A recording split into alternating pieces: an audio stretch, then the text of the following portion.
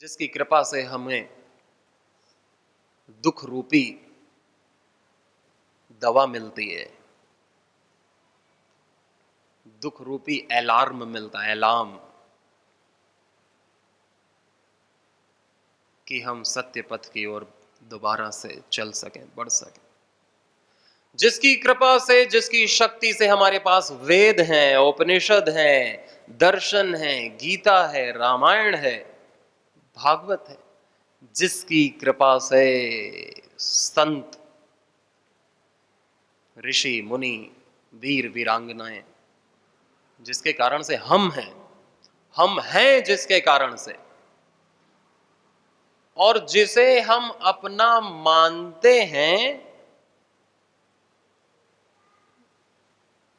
वो भी है उसी के कारण से, कि और कोई कारण है, लेकिन हम उसे अपना नहीं मानते। ये यहां पर बाकियों को हम अपना मानते हैं।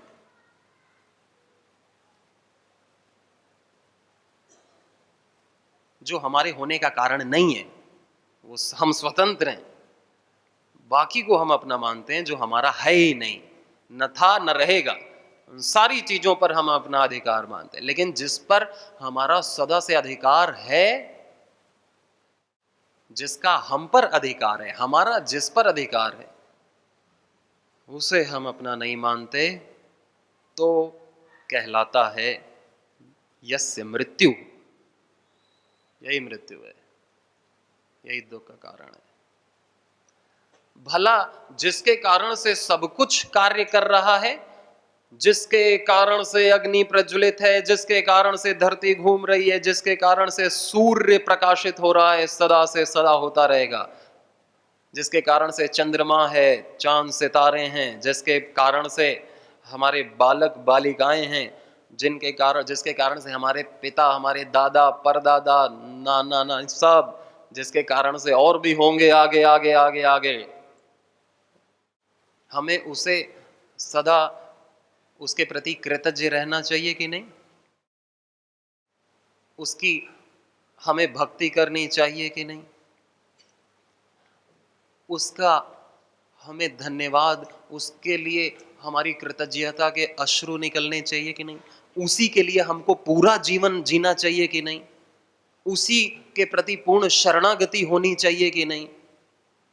उसी के लिए सर्वस्व त्याग होना चाहिए कि नहीं? उसका निरंतर स्मरण सुमिरन होना चाहिए कि नहीं? हविषा विधेम, जो कुछ भी उससे मिला है, उससे उसी के लिए आहुति पड़नी चाहिए कि नहीं? इसके अलावा तो कोई रास्ता नहीं।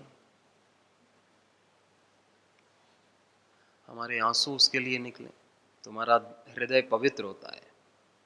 हमारे आंसू संसार के लिए निकलते हैं तो हमारा हृदय में और मलिनता भरती है, संसार भरता है, कामनाएं भरती हैं।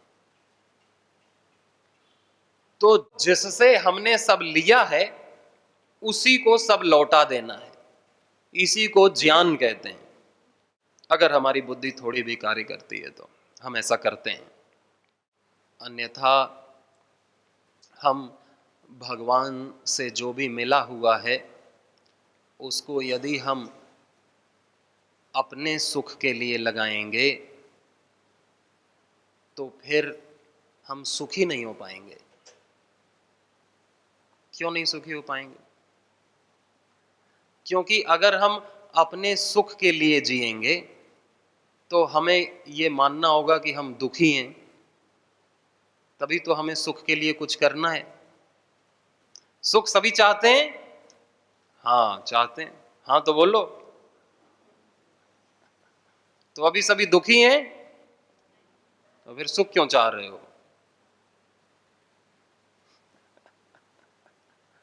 दुखी व्यक्ति तो सुख चाहेगा। दरिद्र व्यक्ति तो धन चाहेगा, नहीं तो धन से तृप्त हो जाएगा, फिर क्यों चाहेगा? तृप्ति होगी। अतृप्ति, अतृप्त व्यक्ति कभी सुखी होगा? दुखी होगा। हम अतृप्त हैं? हैं। स्वीकार करने में क्या बुराई है? कोई डायलॉग थोड़ी मारना है, नहीं। तो हमें सुख चाहिए, तो फिर हमें ये पता होना चाहिए कि हम अभी दुखी हैं, तभी तो हम हर कार्य सुख के लिए करते हैं। हाँ, अपने सुख के लिए हम हर कार्य करते हैं। हम यहाँ बैठे भी हैं तो अपने सुख के लिए बैठे हैं, नहीं तो कहीं और। जो जहां जिस कार्य में लगा हुआ है अपने सुख के लिए लगा हुआ है, अपने सुख के लिए। हमें यहां सुख दिखा तो हम यहां हैं, अन्यथा तो इस तरह अगर हम अपने आप को दुखी मानते रहेंगे तो हम सुख के लिए भागते रहेंगे, और फिर दुखी व्यक्ति कभी सुखी नहीं हो सकता, क्योंकि वो दुखी है। वो सुख के पीछे भागता रहेगा, लेकिन वो दुखी है, जो है वो रहेगा। ठीक है? क्योंकि आज दुखी है तो कल कैसे सुखी होगा? कल भी दुखी रहेगा। और जो आज चाह है सुख की, वो कल भी चाह बराबर सुख की बनी रहेगी, और बराबर उसके दुख का अस्तित्व बना रहेगा। कल भी तो हमारी यही हालत थी कि हमें सुख चाहिए था और हम दुखी थे। 5 साल पहले सोच लो, 10 साल पहले सोच लो, 20 साल पहले सोच लो, इसी तरह आगे सोच लो 20 साल, कि हमारा दुख इसी तरह बना रहेगा, हम दुखी बने रहेंगे और हम सुख चाहते रहेंगे। सुख के लिए हम कभी कुछ खाएंगे, कभी किसी से मित्रता करेंगे, कभी चुनाव लड़ेंगे, कभी पद प्रतिष्ठा चाहेंगे, कभी संबंध जोड़ेंगे, किसी से तोड़ेंगे। अपने सुख के लिए चलता रहेगा, हमारा दुख शाश्वत रहेगा, है कि नहीं? छोटा बच्चा, उसको सुख चाहिए, सोचता है मैं बड़ा हो जाऊं तो मुझे सुख मिले, अभी सबकी डांट सहनी पड़ती है, सबके हिसाब से चलना पड़ता है। फिर पढ़ लिख लेता है तो सोचता है जॉब लग जाएगी सुखी हो जाऊंगा, शादी हो जाएगी सुखी हो जाऊंगा, बच्चे हो जाएंगे सुखी हो जाऊंगा, सेटल हो जाऊंगा सुखी हो जाऊंगा। फिर सोचता है कि बच्चे हो जाएं, बच्चे के बच्चे हो जाएं, सुखी हो जाऊंगा, रिटायर हो जाऊं, फिर तो सुखी हो ही जाऊंगा। सुखी होते होते वो मरने लगता है, मर जाता है। फिर सोचता है अगले जन्म में सुखी होऊंगा, अभी अच्छे कर्म करो कि मैं अगले जन्म में सुखी होऊंगा। जो भी बुजुर्ग हैं वो फिर अगले जन्म में सुख देखते हैं, इस जन्म में तो नहीं मिला और मिलेगा भी नहीं, मिलना भी असंभव है। क्योंकि जो दुखी है, सुख पाने के लिए सुखी होना पड़ेगा अपने को। जो आज सुखी है वो कल भी सुखी रहेगा। इसके लिए हमें ज्ञान होना चाहिए कि हम सुख स्वरूप हैं, हम आनंद स्वरूप हैं, फिर हमें कोई भी दुखी नहीं कर पाएगा, और फिर हमें सुख के लिए भागना नहीं पड़ेगा, और हम कल भी सुखी रहेंगे, परसों भी सुखी रहेंगे, जन्म जन्मांतर तक हम सुख अपने स्वभाव में बने रहेंगे। हमारा स्वभाव सुख है। सुख पाने की लालसा हमसे गलत काम कराती है। सुख तो नहीं मिलता, वो तो मिलेगा भी नहीं, असंभव है, लेकिन गलत काम जरूर होंगे हमसे। चिंता, तनाव, स्ट्रेस, डिप्रेशन, ये बस सुख की कामना, सुख की लालसा, ये नहीं छूटती है। तो हम कहते हैं ना बच्चे से, तू बड़ा बन जा तो सुख मिलेगा, नहीं तो दुखी रहेगा। जैसा हमने जिया है हम वैसा ही उसे उपदेश करते हैं। डॉक्टर बन जा, इंजीनियर बन जा, ब्याह कर ले, सुखी हो जाएगा, खूब धन कमा, विदेश जा, सुखी हो जाएगा, नहीं तो दुखी रहेगा। वो पा करके भी दुखी रहेगा। लेकिन जब बच्चा गुरुकुल जाता है ना, तो गुरु क्या कहता है कि तुझे सुख पाना नहीं है, तत्त्वमसि, तू सुख है, तू सुख स्वरूप है, तू आनंद स्वरूप है, तू अपने स्वरूप में प्रतिष्ठित हो जा। तू जो बनना चाहता है, कुछ बनना नहीं, तो वो है, सो अहम, सो अहम, सोहम, वह मैं हूं, तत्त्वमसि। तत्त्वम असि, वह तू है जिसकी तू उपासना करता है, जिसकी तू इच्छा करता है, वो तू है। अहम ब्रह्मास्मि वासुदेवः सर्वम ओमकारे विदम सर्वम।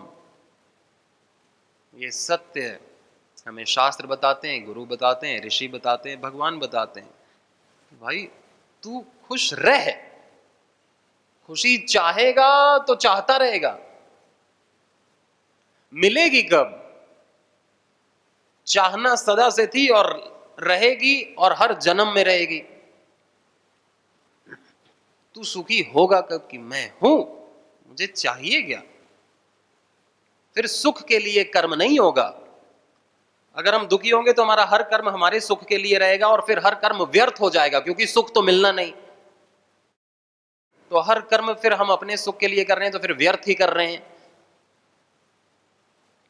तो इसलिए गुरु क्या कहता है कि तू खुश रह, सुखी रह, सुखी भव, हो जा। तो जो सुखी हो जाता है ना, फिर वो क्यों कर्म करता है भला? फिर क्यों कर्म करता है? वो दूसरों को सुखी करने के लिए कर्म करता है कि मेरा काम तो हो गया भाई, फिनिश्ड, मिशन अकम्प्लिश्ड, मैं सुखी हूं, मैंने अपने आप को जान लिया। अब मैं दूसरों का अज्ञान, दूसरों का रोग, दूसरों का दुख, उसके लिए सारे कर्म होते हैं।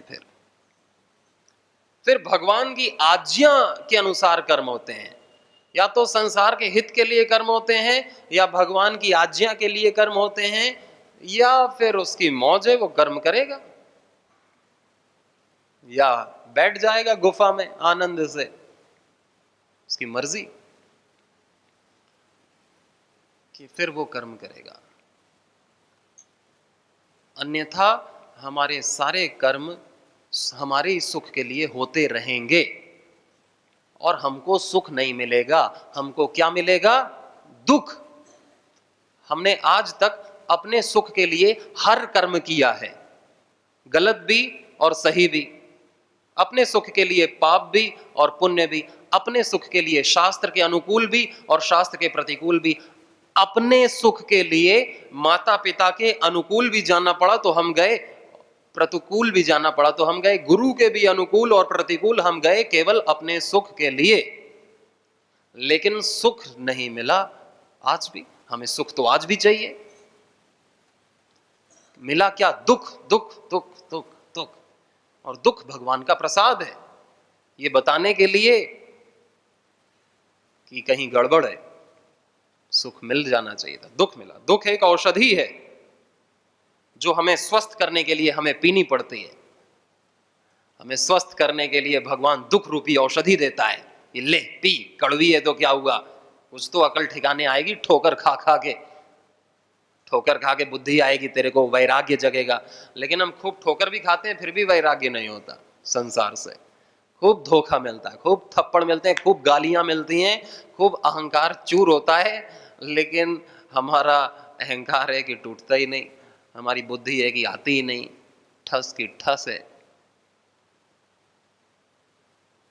सत्संग ऊपर से निकलता है या सुन लेते हैं, वो कुछ अंदर गहराई में जाता ही नहीं, काम वही करते हैं, जीवन परिवर्तित नहीं कर पाता।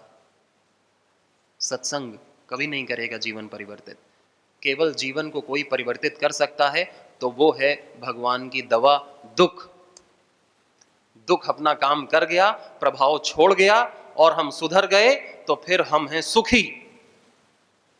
फिर दुख नहीं आएगा और फिर सुख के लिए भागना नहीं पड़ेगा, क्योंकि सुख के लिए भागे थे तो ही दुख आया था, सुख के लिए कर्म किया था तो ही दुख आया था। तो अपने सुख के लिए जो कर्म करेगा वो दुखी रहेगा।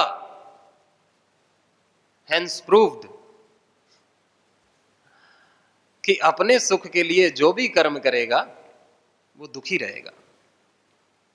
क्योंकि उसने मान ही रखा है कि मैं दुखी हूं, इसलिए मैं अपने सुख के लिए कर्म करूंगा।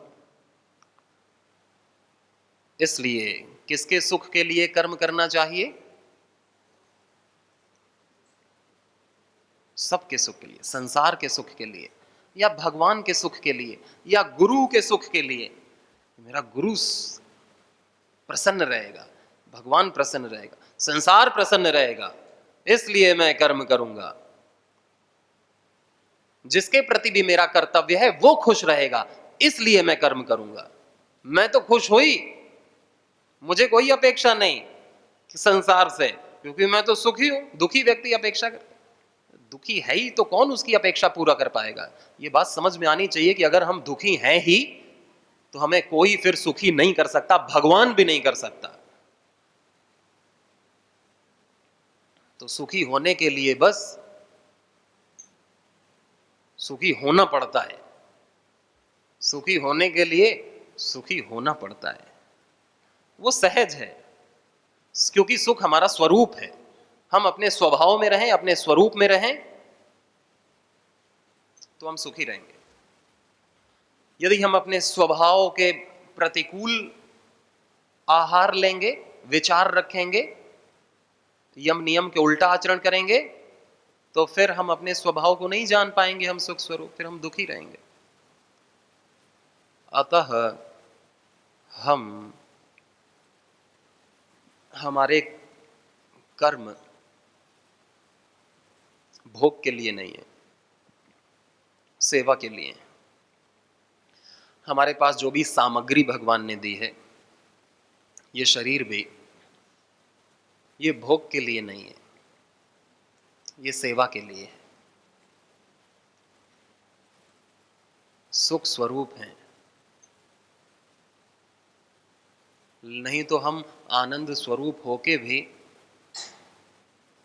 इतना भयंकर दुखी होके रोएंगे, चिल्लाएंगे कि उसका कोई हिसाब नहीं है। सुख स्वरूप होते हुए भी सुख के लिए लाखों दुख सहकर ये दिन अभी तक यूं ही बिताए। हे नाथ, अब तो ऐसी कृपा हो जीवन निरर्थक जाने ना पाए। सुख के लिए लाखों दुख सहना पड़ा है, और भगवान की कृपा है कि वो दुख देता रहेगा, वो हमें भूलेगा नहीं कि अरे अब तो इसे छोड़ो, ये तो मानता ही नहीं, अभी दुख नहीं देंगे इसे। वो दुख देता रहेगा, देता रहेगा, देता रहेगा, हमें डाइवर्ट करने के लिए, हमें आत्मज्ञान दिलाने के लिए, हमें प्रसन्न बनाने के लिए। उसकी कृपा है। संसार से सुख मिल ही नहीं सकता है। अगर मिलने लगे तो फिर तो आदमी कभी ना अपने को जान पाए, असंभव। उसमें सुख है ही नहीं। सुख तो आत्मा में है, वो तो जड़ प्रकृति है, परिवर्तनशील है, असंभव है ना किसी दूसरे से, इस प्रकृति से हमें सुख मिलने लगे। इससे जब भी मिलेगा दुःखालयम अशाश्वतम। एक विद्यालय होता है जहां विद्या मिलती है, तो गीता में कहा दुःखालयम। संसार क्या है? दुःखालय। दुःखालयम अशाश्वतम, शाश्वत भी नहीं है। दुःखालय अशाश्वत। जो जितनी जोर से इस धरती या इससे बने पदार्थ भौतिकता से सुख चाहेगा, उसे उतनी जोर से दुख मिलेगा।